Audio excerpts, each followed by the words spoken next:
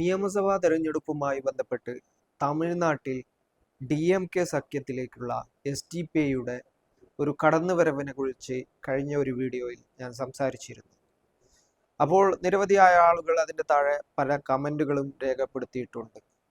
പ്രത്യേകിച്ചും തമിഴ്നാടിൻ്റെ ഒരു രാഷ്ട്രീയ സാഹചര്യം എന്നുള്ളത് കേരളത്തിൽ നിന്നും വ്യത്യസ്തമാണ്. അവിടെ SDPI എന്നുള്ള രാഷ്ട്രീയ പ്രസ്ഥാനം DMK മുന്നണിയിൽ വരുന്നു എന്നുള്ളത് DMKയെ സംബന്ധിച്ചിടത്തോളം പോസിറ്റീവായ ഘടകമാണ്. കാരണം ഒരു മുസ്ലിം ബേസ്ഡ് അല്ലെങ്കിൽ ന്യൂനപക്ഷ ബേസ്ഡ് ഉള്ള ഒരു രാഷ്ട്രീയ പ്രസ്ഥാനം കൂടി തങ്ങളുടെ കൂടെ നിൽക്കുന്നു എന്നുള്ളത്. അതോടൊപ്പം തന്നെ കഴിഞ്ഞ കാലങ്ങളിൽ SDPI നടത്തിയിട്ടുള്ള അവിടുത്തെ പ്രവർത്തനങ്ങൾ അത് അവരുടെ വോട്ടിങ്ങിനെ സ്വാധീനിക്കാം. അവരുടെ പാർട്ടി സംവിധാനങ്ങൾ എന്നുള്ളത് തമിഴ്നാട്ടിൽ ഒന്നാകെ വ്യാപിച്ചു കിടക്കുന്നതാണ്. അത് ചെന്നൈ മുതൽ കോയമ്പത്തൂർ മുതൽ നിരവധി പ്രദേശങ്ങളിൽ SDPIക്ക് നിർണായകമായ സ്വാധീനമുണ്ട്. ഈ പ്രദേശങ്ങളിൽ DMKയുടെ ഒരു മുമ്പോട്ട് പോക്കിന് അല്ലെങ്കിൽ DMKയുടെ ഒരു വിജയത്തിന് അനുകൂലമാകുന്ന രീതിയിലേക്കുള്ള കാര്യങ്ങളിലേക്ക് ഇത് വരും എന്നുള്ള രീതിയിലാണ് ആ കാര്യങ്ങൾ സംസാരിച്ചു വരുന്നത്. തീർച്ചയായും അങ്ങനെ തന്നെയാണ് ഇപ്പോൾ സംഭവിച്ചിരിക്കുന്നത്. DMK അലയൻസുമായി ബന്ധപ്പെട്ട് SDPI നേതൃത്വവും DMK നേതൃത്വവും തമ്മിൽ ചർച്ച നടന്നതായിട്ട് SDPIയുടെ സംസ്ഥാന പ്രസിഡന്റ്, തമിഴ്നാട് സംസ്ഥാന പ്രസിഡന്റ് നെല്ലൈ മുബാറക് വ്യക്തമായിട്ട് പറയുന്നുണ്ട്. അദ്ദേഹം ആ ചർച്ചകൾക്ക് ശേഷം മാധ്യമങ്ങളെ കണ്ടിരുന്നു. മാധ്യമങ്ങളെ കണ്ട ശേഷം കാര്യങ്ങൾ വിശദീകരിച്ച് പറയുകയും ചെയ്തു. കാരണം DMKയോട് അവർ ആവശ്യപ്പെട്ട കാര്യങ്ങൾ, DMK അവരോട് പറഞ്ഞ കാര്യങ്ങൾ, ഇതുമായി ബന്ധപ്പെട്ട കാര്യങ്ങൾ അദ്ദേഹം മാധ്യമങ്ങൾക്ക് മുമ്പിൽ നൽകി. ഏതായാലും തമിഴ്നാട്ട് നിയമസഭാ തെരഞ്ഞെടുപ്പിൽ സംബന്ധിച്ചിടത്തോളം DMK മുന്നണിയിൽ ഇപ്രാവശ്യം SDPI കൂടി ഉണ്ടാകുമെന്നാണ് മനസ്സിലാക്കേണ്ട കാര്യം. ഏതായാലും തമിഴ്നാട് സംസ്ഥാന പ്രസിഡന്റ് നെല്ലൈ முபாரக் എന്താണ് പറഞ്ഞതെന്ന് നമുക്കൊന്ന് கண்டு നോക്കാം. அதான் 3 தொகுதிகளை நாங்கள் கேட்டிருக்கிறோம். அவர்கள் தலைவரோடு பரிசீலித்து சொல்வதாக சொல்லியிருக்கிறார்கள். பேச்சுவார்த்தை ரொம்ப சுமூகமாக இருந்தது, மகிழ்வானதாக இருந்தது, நம்பிக்கையாக இருந்தது.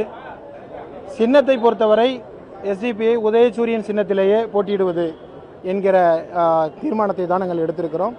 தொகுதிகளை அவர்கள் முடிவு செய்து சொன்ன பின்னால், எண்ணிக்கையை முடிவு செய்து சொன்ன பின்பாக அடுத்த கட்ட பேச்சுவார்த்தையில் இதனுடைய அடுத்தடுத்த கட்டங்களை நாங்கள் தீர்மானிப்போம். இல்லை, அது எதுவும் இப்போதைக்கு இல்லை. ஏன்னா முதல்ல எத்தனை தொகுதிகள் என்பதை முடிவு செய்த பின்பு தான் அந்த தொகுதி பட்டியலை கொடுக்க முடியும். எனவே இப்பொழுது தொகுதி நம்பர் மட்டும்தான் இப்பொழுது பேசப்பட்டிருக்கிறது. அதை சொல்லியிருக்கிறோம். தலைவரோடு கலந்து பேசிட்டு சொல்லுவாங்க. நல்ல செய்திகள் வரும். உங்களை போலவே நாங்களும் அவளோடு எதிர்பார்த்திருக்கிறோம்.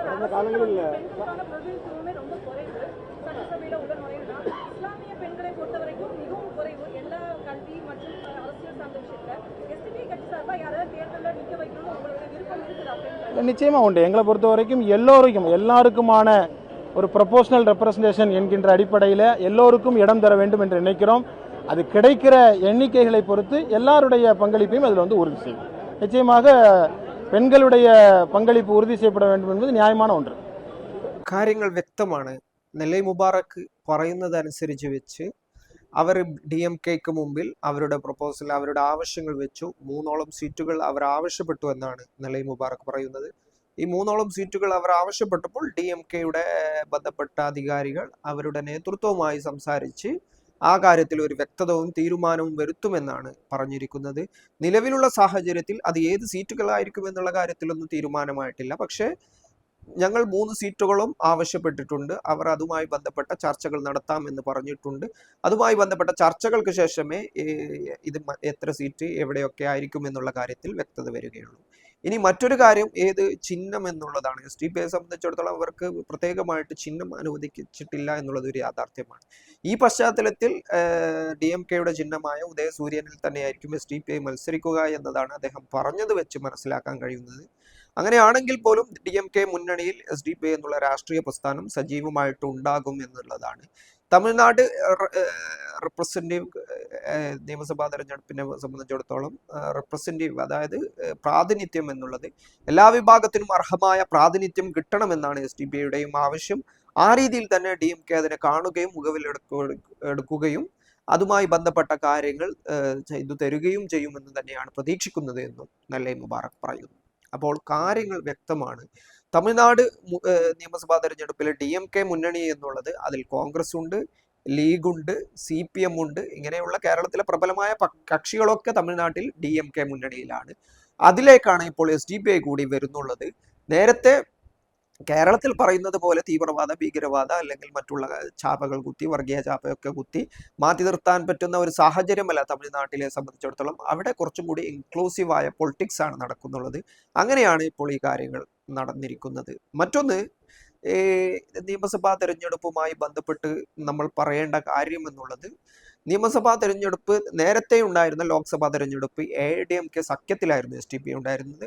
ആ തെരഞ്ഞെടുപ്പിൽ, ലോക്സഭാ തെരഞ്ഞെടുപ്പിൽ AIADMK മുന്നണിയുടെ ഭാഗമായിട്ട് നെല്ലൈ മുബാറക് തന്നെ ലോക്സഭാ തെരഞ്ഞെടുപ്പിൽ മത്സരിച്ചിരുന്നു. പിന്നീട് AIADMK BJPയുമായി സഹകരിക്കുകയും SDPI മുന്നണിയിൽ നിന്നും പിന്മാറുകയുമാണ് ചെയ്തിട്ടുള്ളത്. SDPI കൂടാതെ വിജയകാന്തിന്റെ നേതൃത്വത്തിലുള്ള പാർട്ടിയും നിലവിൽ DMK മുന്നണിയിൽ ചേരാൻ വേണ്ടി തീരുമാനിച്ചിട്ടുണ്ട്. അവരും ആ രീതിയിൽ DMK ഇത്തരത്തിലുള്ള മുഴുവൻ കക്ഷികളെയും, ചെറുത് വലുത് വ്യത്യാസമില്ലാതെ മുഴുവൻ കക്ഷികളെയും തങ്ങളുടെ കുടക്കീഴിൽ കൊണ്ടുവന്നുകൊണ്ട് സമ്പൂർണമായിട്ടുള്ള ഒരു ഫാസിസ്റ്റ് വിരുദ്ധ പോരാട്ടത്തിന്, BJP വിരുദ്ധ RSS വിരുദ്ധ പോരാട്ടത്തിനുള്ള എല്ലാവിധ തയ്യാറെടുപ്പുകളുമാണ് നടത്തുന്നത്.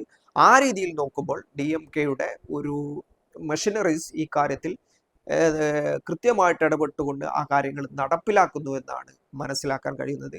SDPIയെ സംബന്ധിച്ചിടത്തോളം രാജ്യത്തിലെ ഏറ്റവും പ്രധാനപ്പെട്ട ഒരു കാര്യമാണ് അവരുടെ ഏതെങ്കിലും സംസ്ഥാനത്തിലുള്ള ഒരു മുന്നണിയിലേക്കുള്ള പ്രവേശനത്തിന്റെ വാതിലായിട്ട് വേണം DMK മുന്നണിയിലേക്കുള്ള ഈ കടന്നുവരവിനെ പറ്റി പറയേണ്ടത്.